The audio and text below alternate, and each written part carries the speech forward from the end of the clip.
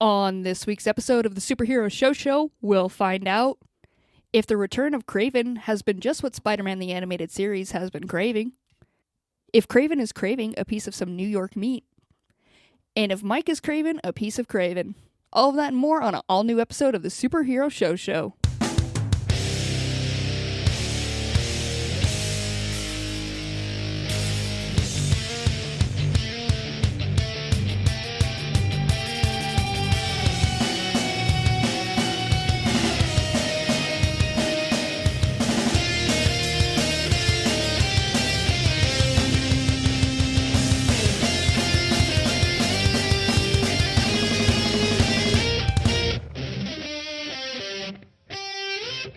What's up, nerds? Welcome to the Superhero Show, a podcast where some friends gather around to talk about their favorite comic book-based TV shows that came out that week. My name is Cassie, and I will be your host for this episode. And this week, I have my very good friend. He's back again. He's done it. Cue the Rocky music. We have Mike.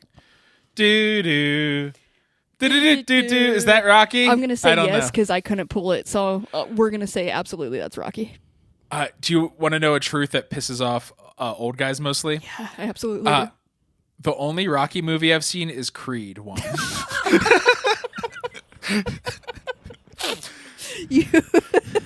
Yeah, I can see how that would make so many old guys so angry. Men of a certain generation don't, and I don't want to dig into what bothers them about it. But they really hate it.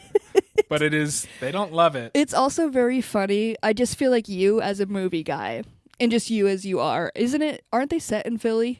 They're all set in Philly. They're so Philly. It just seems so you to have seen all of them, and for you to jump in at Creed is so good. Oh, I love Michael B. Jordan. Yeah. When Michaels are being Jordan, I'm there. You'll find a Mike there. To the point that I watched the first one because I've not seen the second two, even though I love the first one. You just keep replaying it each time a new Creed comes out. You're like, I'm like, oh, yeah, I gotta go back and remember it. And then you get busy. And you got to go to the sacred text. I understand it absolutely. Creed, the sacred text. Yeah, it's my sacred text. Yeah. Creed is so Philly. How Philly is it? That my dad's girlfriend is an extra, like that because she Philly, baby. On the street. Yeah, because that's Philly, and that is a true thing. How can you see her? Like, do you know the moment that she's on screen? No, it's like a big crowd. I don't think so. It. I was hoping you could see her like really acting her ass off in the back. Yeah, just like really giving it. That's huge. I didn't know your family was so famous, and I feel a little starstruck in the moment. We're a little Hollywood. Yeah, this is a big deal. So you've been in Philly. You've also been near Hollywood, LA area. Have you made it? Have you been in any filming? Can we see you on screen anywhere? I'm trying to remember. I think you can. If you lived in Southern California in the 90s, there was a local channel called KCal 9. Yes. Channel 9 is where we watch news mostly.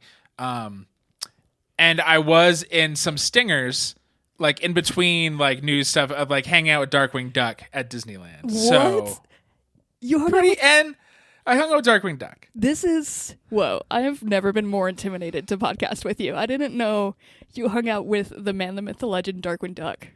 That was on my CV to get on this podcast. Look, dude, I see why they brought you on. I see why you were a founding father of this. Have we talked about post Spider-Man? Like we finish a cartoon, we go to do one. Has Darkwing Duck been bandied about? I think we all hold it at such a high standard is why I think, because we try to find this little mix of we go to silly shit. Yeah, we want this weird, and we all just respect the shit out of Darkwing Duck. I wouldn't. You got Darkwing. God. You got Launchpad. You got his nemesis, whose name I am always uncomfortable saying now, Negaduck. You just can't. Yeah, I don't know. It seems like it would be good, but it's also just like I feel like our conversations would just be like, isn't this still so rad? It's the same reason we're not doing Batman the Animated Series. Yeah, it's just fun and it's just good. Too good. Speaking of, though, we are here to talk about Spider-Man the Animated Series. Holy shit! That's what we're doing this Smooth week. segue. Killed it. This week, we're going to be checking in with Kraven. And personally, love Kraven. How do you feel about Kraven? I, only in animated form, because I will not fucking see that movie. Uh-huh. Because I saw the first Venom and then unfortunately the second Venom, and I'm good with all this. You're not going to go with the Last Dance? Didn't do Madam Web. Not going to the Last Dance. Mike. No, fuck, I did see Morbius. God damn it. Oh, I've seen like half these garbage movies. Why did you see Morbius? An airplane? Okay. A punishment? Okay. I might have had a traffic violation and it was mine. That tracks. There. Now we're in on it. But no, are you going to see Kraven? No, probably not. Yeah, you thought about it for a second. Let's see. If the everything aligns and it's just kind of like, here's your opportunity to see it. You don't have to pay anything. You have nothing else going on in your life. I under those circumstances, potentially. I think I'd stare at a wall. I'd rather do nothing for 113 minutes or however long it is. You're a stronger man than I.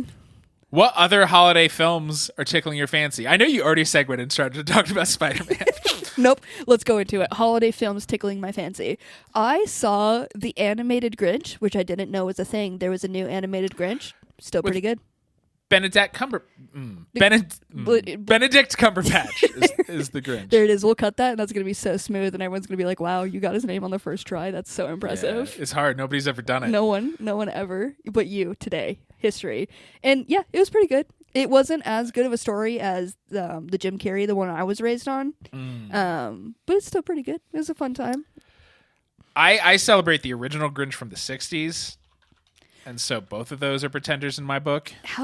That one, we almost went to it, and I was like, I'm a little scared of it. Is it a banger?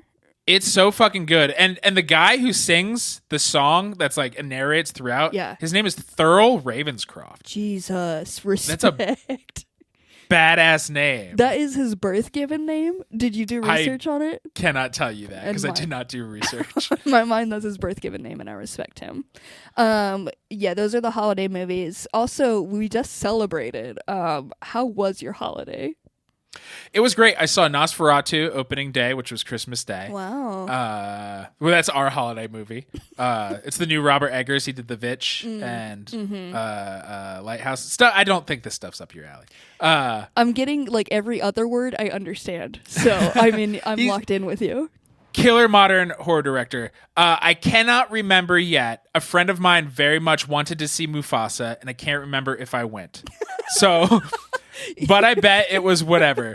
Just like I don't want to see the fucking Sony Spider-Man movies.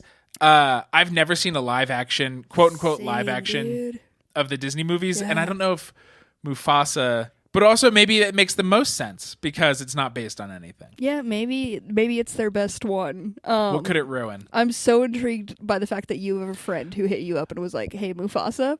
So good. I bet by next week, I will remember whether or not I went to see it, and I'll be able to tell you. We'll check in then on how Mufasa was. The people need to know. And I'm guessing you got the gift I sent you, and you loved it. I've never felt so seen. I know. I get you.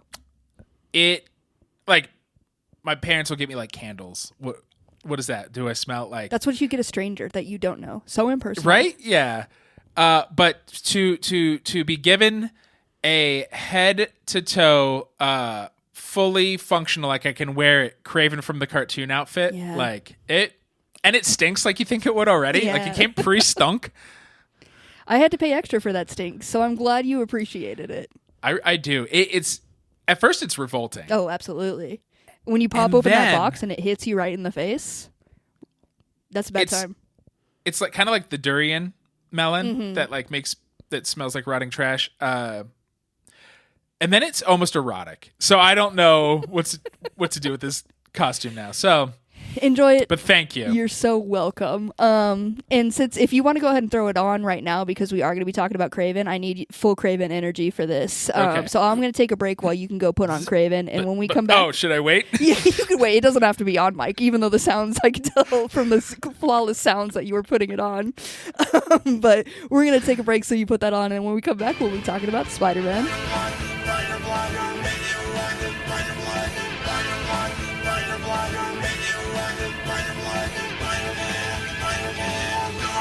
Welcome to S Tasmania, bitch, a mini show within a show where we take an in-depth, episode-by-episode look at the seminal and underrated early morning cartoon from the mid-90s Spider-Man the Animated Series. This week we watched Episode 4 of Season 4, Partners in Danger, Chapter 4, The Return of Kraven. And when we start off, normally is with a Spider-Man angrily, like, going about the city, swinging around. Swinging was the word I was looking for. It's a hard one to find. But in this instance, he's taking Aunt May over to Aunt Anna's house for a little sleepover. For an undetermined amount of time. It feels like she's sort of going to be a roommate. Fully moving there. Like, he walks her over. She doesn't have any bags. It's like she's already just moved in over there. Yeah. She has her own old ladies can share clothes. True that. True. They also only have one outfit, so yeah, it's easy. That helps. And she's like, there's a really weird moment where he's like, all right, cool, let's knock on the door. And she's like, no, I have a key. I don't know why this is so important, but it is. Yeah. So at first when she was like, no, I was like, no, Aunt Anna hates you. Yeah. Get the fuck out of here. Yeah. Thank you for walking me here, but no, I want a pleasant experience. Don't let her see your face. She's already going to be talking about you nonstop and how much she hates you, but if she sees you, my God. She's reminding Peter to water her plants, and that's when I was like, how long is she staying in a different part of their neighborhood? Yeah, it's not like down the street? They're still in Queens. Yeah. Yeah. They walked there. Yeah, it's easy. And if there's any, I would trust Peter the least to water plants. He is, look, Aunt Anna sucks. Yeah. But she's right about one thing. Peter Parker sucks more. Yeah, Peter Parker sucks so much, especially in this episode because he's going through it. So we go from him dropping her off. Again, this doesn't come back to play yet. We don't know why this is happening. He just drops her off. Well, because MJ is missing? Missing, yeah. And so May is like, oh, I should be with Anna for what she's going through. Yeah. Aunt to aunt. We understand each other's grief. We get it. We get it when one gets thrown into a portal and is gone forever. We know this pain. So, and then now that we get this little scene, now we get the Spider-Man we know swinging about the city. Did you think we'd have not Spider-Man swinging, being a little bitch about himself and the whole world? No, you're wrong. Absolutely not. And he's extra bitch right now because he's going through it right now. He's so whiny. He says, how can I be this angry and still fulfill my responsibilities as Spider-Man? One, it's not like you clocked in, bro. You could just take a go. I have a lovely vacation spot you and your therapist can fly to. Mike knows all the spots. Sedona, Arizona. Center yourself. But why? Why? He's put himself through it, and other people around him are like, you could chill out a little, Spider-Man. Yeah, again, the city's not going to fall apart. It's going to be okay. You clearly aren't the best for it right now. You're on the verge of murdering an innocent at any moment. So, maybe take a time out. Maybe take a chill pill. We go from him sad to, I believe, a hard cut to him as Peter Parker at Felicia? Yeah, Felicia and Mrs. Hardy's house. At the biggest table I've ever seen to exist in a house. And they want his feedback on a youth science thing. Yeah. And Peter is so broke. I do hope these very wealthy women will be paying him for his consultation. Yeah, he never talks about the pay. He's just like, I would love to give you all my time. And I'm like, you gotta be getting something. When you want to fucking get cucked by two women in the room, I think you're not thinking about, hey, maybe I need to pay my lovely aunt who pays for everything some amount of money. He just wants to feel something, and if getting cucked does that, this is his moment. This deal gets broken up though because the security guards get alert that there's somebody in the building. We see who it is, and Mike, can you guess who this guy is? It's Kraven. And Mrs. Hardy says, who is that wild man? And she's not wrong, because he does look like, chest is out. He does have a loincloth, but it is over tights because he's respectable. Yeah. Well, he's packing a hog, so you got to double pack that thing in. It could bust out at any moment, if not. So he's on the hunt for something. At this moment, we don't know, but he's destroying their little lab. Yeah, he's just in there, and they have in their big boardroom with only table computer screens just appear, and they're watching. Yep. And man, the 90s was where technology was at, where you suddenly just out of the table, 5 computer screens for all your cameras rise up. And Peter's like, I'm gonna go help. Yeah, Peter Parker, who is classically known for being a wuss and never able to do anything, is like, let me see how I can help. And they're just like, okay, I guess. Bye, Peter. Our security with weapons, you should help them out. And then But then eventually Felicia and Mrs. Hardy go run to see what's happening because they haven't heard any feedback. Yeah. And Kraven at this point, who's ripped metal all pieces, has Donkey Kong's a mountain of metal barrels. Yeah, he's yeeted so many security guards, thrown them all about. And then he found a convenient pile of 86 oil drums piled up and said, I can use these. Let me throw these down at them. Hard enough that they like crack through cement wall. Yeah. And Felicia saves her mom. And then this made me giggle. She says, I'm going to go get help in the same tone and manner Peter did, and then runs off. Yeah, she's watched one man do this, and it's him. So this is what she has to work with. And I do think this is how eventually she figures out who Spider-Man is, because she's like, wait, I keep saying the same things Peter says before he disappears. And they also don't cover their voices at all when they're interacting with each other. They talk a lot together and have not put it together yet. I'd say Peter doesn't cover his voice.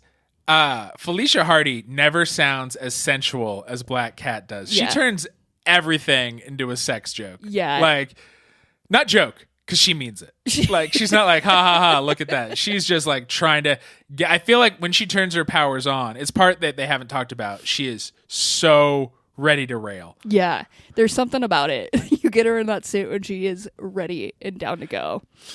Go for it.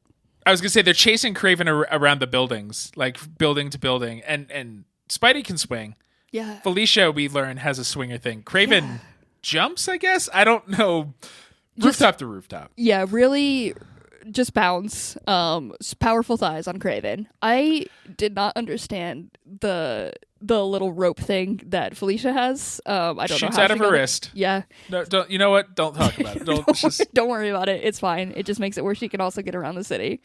But yeah, they're going after Kraven, who is, we believe, we see him like all of a sudden there's a beast in one of the parks of the mini parks in New York City who is just a real menace to the town and really attacking people.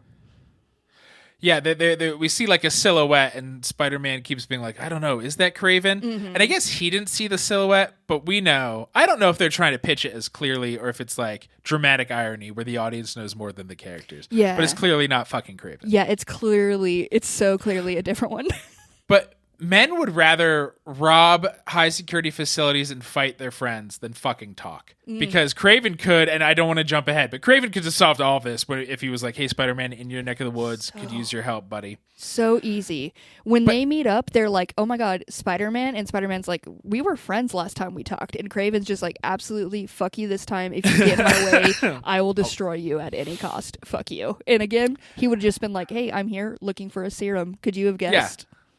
Could you have guessed? And Spidey's, is his spider sense not working? Because when they're chasing him around the buildings, Kraven just like chucks a baggie, just like a little pouch at him, and he gets knocked out and falls. And he does that pouch move 18 more times in this 20-minute episode. And I don't know why. He came with a plan. Like, and one of the interactions, he throws his web at him, and he's like, oh yeah, my web isn't strong enough for this guy. So he makes a stronger web. He didn't think to put like a mask that makes it where he can't breathe in the gas that he's been hit with like 5 times at this point. God, Peter sucks. His head is not in the right place, because so Black Cat saves him in this first chase after he gets knocked down and is about to fall. Instead of being like, hey, thanks, she gives a very long roundabout version of great power. With great power comes great. It's so fucking long. Yeah. And then instead he's like, oh yeah, maybe you should quit because I'm miserable. And she's like, what? And he's like, you're never going to work with me. I'm out of here. He's like, this is the worst gig you could have picked up. It'll absolutely ruin your life. Bye. This is the interaction where they're on a roof, I believe. And there's a cat. So there's a kitten. There's a kitten, and Kraven gets on a forklift and is gonna go right for that cat. Because I mean, if there's one thing I know about a hunter, is that hunter's gonna get on a forklift. Hunters love forklifts. They freaking love it. You find them so naturally in the jungle. They're just like, they're so in tune with a forklift. So he goes, Felicia like goes to save the cat, but slips on oil because oil's all over the place. An oil covered ceiling. And then Spider-Man has to save him, and he gets trapped by the forks of the forklift. And that's when Felicia, eventually Kraven runs off, and he's like, if you ever interrupt me again, I will destroy you. I will stop at nothing. And Spidey gives her shit. He's just like, you saved it for this thing? And she's like, you're going to let the cat die? What's wrong with you, bro? Like, hey, dude, it's a cat. Do you want to calm down? He's like, it was all risk for this dumb idiot cat. And like, she has only done good. He has only fucked things up. And he's like, it's your fault Kraven got away. I'm out of here. Yeah. Again, you were passed out for the 5th time. Like, you are not doing good. They then have to find Kraven again. Each time they have to find Kraven, they're like, I wonder where he would be. Maybe at the zoo, one of the mini zoos and the mini parks that we have. And that's, they're always right. He's always there. He's always like, yeah, I guess I'll go to a different park. There's also a fuck ton of flashbacks in this episode. Yeah. We through everything we've been saying, we've also gotten cut twos to Felicia talking to her dad that we just saw a couple episodes ago. Oh, yeah. To Kraven and Spider-Man's first fight. Like, there's about 14 and a half minutes of actual show in this 22-minute episode. And that's why we love it. They will find a way to throw a flashback in there. They will do it every single time. On his way to like the second or third park, he's like, I should stop by Aunt Anna's, which is like, again, in Queens, and he was just in Manhattan, so it's not on the way. Yeah. And he sees Harry Osborn just standing in front looking sad. Yeah, and isn't concerned about that. Like, he's just in the middle of the street looking at a house. And he's like, oh man, he's going through what I'm going through. I should talk to him. But I have nothing to offer anybody. But I'm truly in dead inside, and I don't even care about that little bitch. Bye. Goes to get thrown into a lion pit, because why not? Oh man. So yeah, throughout all of this, we also get like snapshots of the silhouette chasing people, attacked a dude. They were in a park, and then they snap to they're in train tunnels now. Yeah. I guess. And then all of this is in one night, but we already get a newspaper fucking article. Like, you know, that midnight they edition. work so hard. They're the true heroes. They got to know that there's an attacker out in the parks. And we see Deborah, who was like Peter's lab partner / rival, and Flash researching the tunnels. They find claw marks in hair, and Flash is a fucking dickhead because he was like, I don't do this on any other date, not even Felicia Hardy. He's saying like, who's way hotter than you. Yeah, not he even the say hottest girl that exists here. I didn't do it for her, and now I got you, a troll on my shoulders. Yeah, just dance with the one you're with, Flash. And this is who you've chosen to spend time with. Don't bring up past exes. Yeah, like if this is what you're trying to do right now, why are you sabotaging yourself? There's also a moment, so they both meet up at the one zoo that we've already been to before last time we saw Kraven. This is when Spider-Man, like, he has an interaction with Kraven. Kraven's like, this was the last time I throw you to the lions. Cat comes and saves him. He gets mad at the cat, storms off. Cat is like, there's something weird going on. He's being too emotional. And then Cat starts talking to Felicia and Flash. And Flash immediately is like, wow. Hitting on her hard. It's like, on a date. Again, on a date. And he's immediately like, well, what would you like to do later? Because I would do absolutely anything for you. And I love that. So her and Deborah look at each other and just walk away from drooling Flash to go handle their science shit. Yeah, to talk, it's science time. And that's when they figure out, I think in the meantime, the Black Cat had just a serum worked up. She just put it together that it was a serum that they're after. And she's like, this is exactly what he wanted. I've had it made up. She's very smart. She's like, actually listened to what Kraven said, and she's like, he called this hunt a tragedy. Mm-hmm. With so much passion. And so her and Deborah team up. They call the lizard, Doc Connors, and they're like, we need your help, science bro. Here's this hair. Let's make new serums. And they're like, this was a human. And throughout it, again, maybe because they're just dumb, they keep just being like, Mariah Crawford is still in Africa saving a plague. Yeah. We haven't heard from her in ages, but she's over there. She's still doing Just let's remember that. Yeah, and then we'll cut to like the final zoo scene here. Yeah. That they're all so there's so many.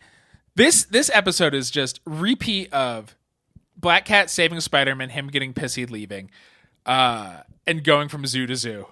This is just the zoo tour. This episode is brought to you by the collective zoos of the 5 boroughs. And if you thought there was only one of them, no, there's at least 5. So yeah, we cut to this final one. They have a whole interaction. This is where they finally get to like talking and we figure it out. Where like the Black Cat is like, hey, Spider-Man, maybe calm down a little bit. They trap Kraven in Spider-Man's stronger webby thing. So now they're forced to talk instead of fight. And he's like, Listen, I was over in Africa with my girl. She was saving lives. She got sick. The only way to save her was to give her the serum that she was working on that I took. But we didn't know what all it would do. He was like, I gave it to her. It was all good until it super wasn't, and she turned into more of a beast than I ever was. That's her on the loose. So now I need a serum to try to bring her back to normal.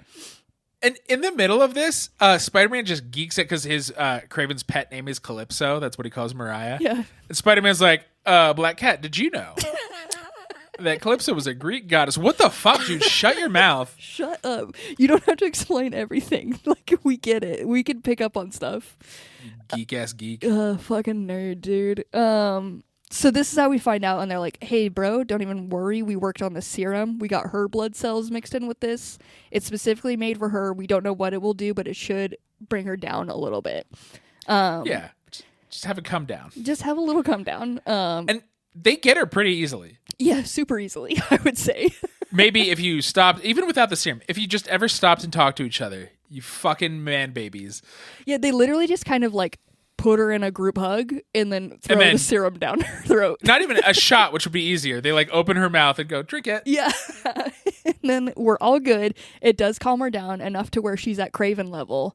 And they're like, great, let's go back to the lab. We'll work on both of you guys to get to normal. And then these two little freaks are like, absolutely not. No.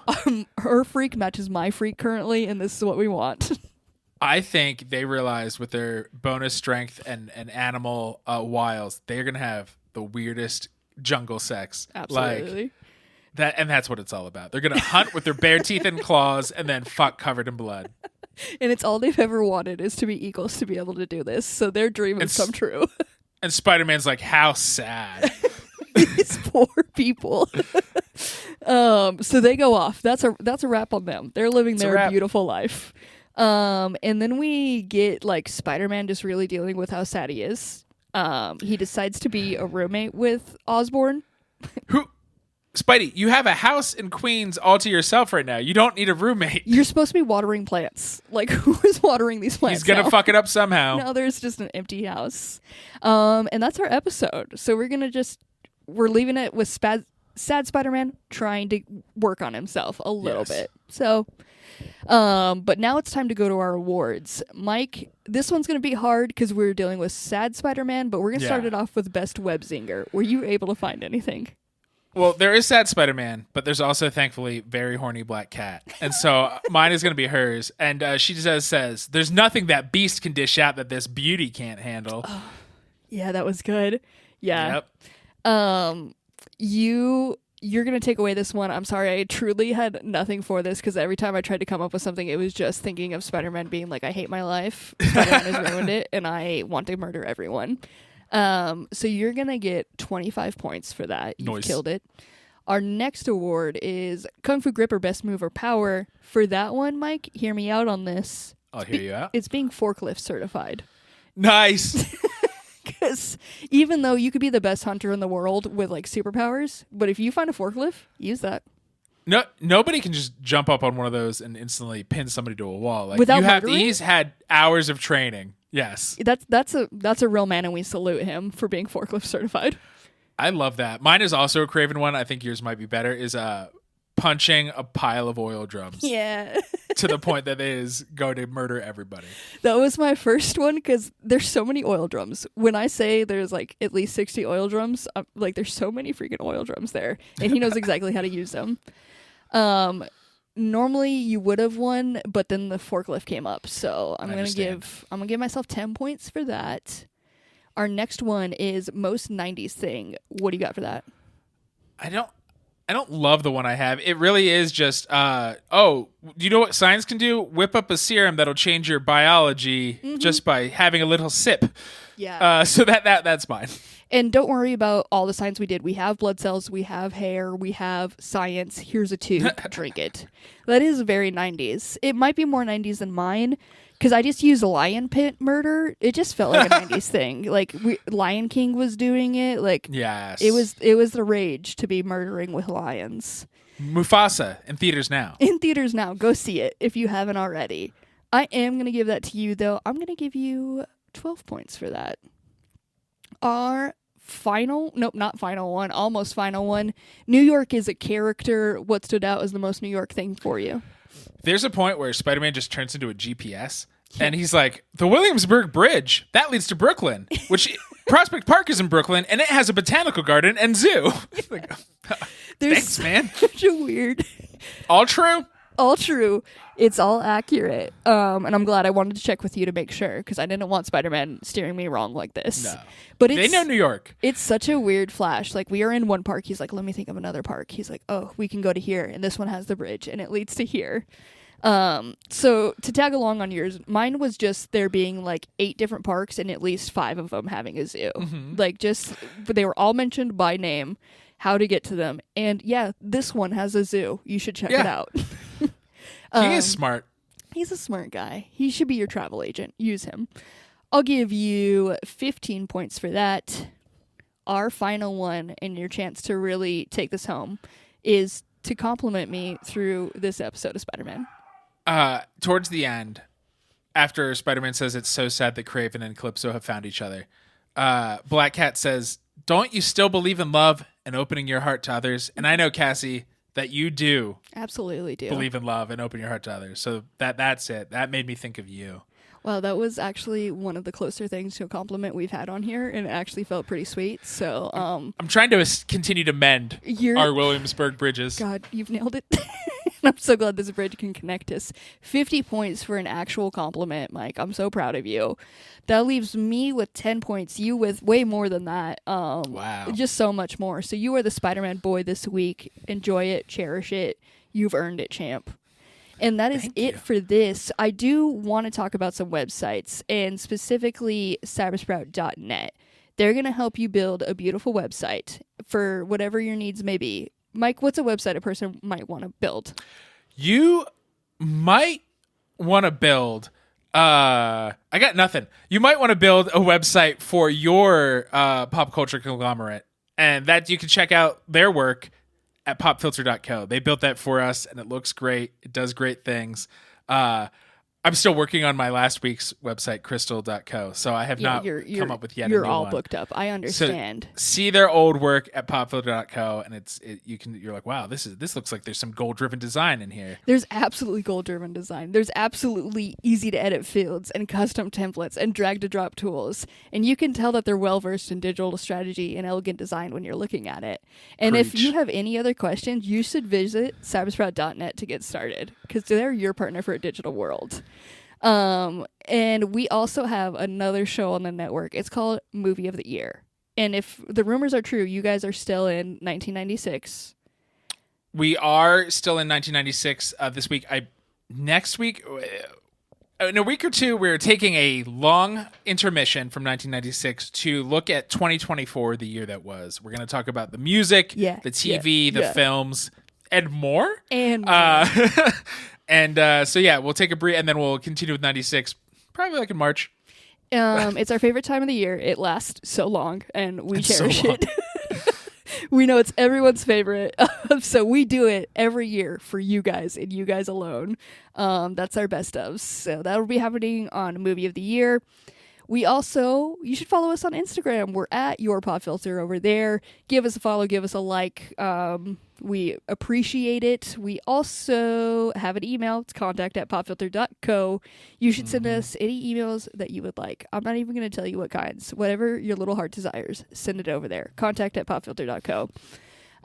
Next week, I'm thinking we're going to check in with Creature Commandos because we've had a week off with them, and we got to see what those little guys are up to.